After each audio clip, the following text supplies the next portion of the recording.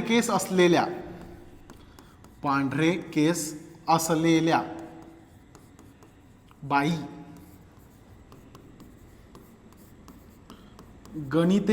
गणित शिकवतात.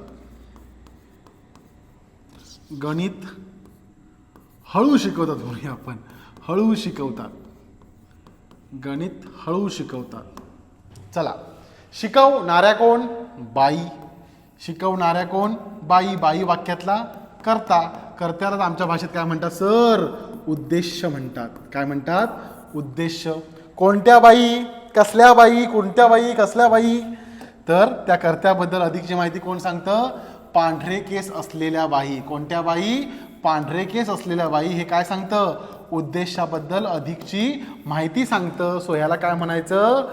उद्देश विस्तार. कायला म्हणायचं? उद्देश विस्तार.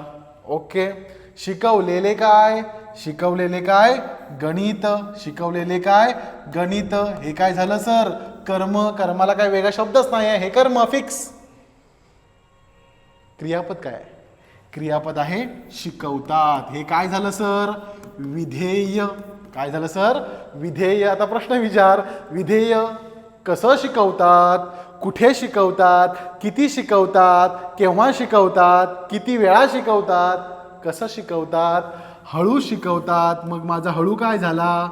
विधेयाबद्दल अधिकची माहिती देणारा शब्द म्हणजे काय सर?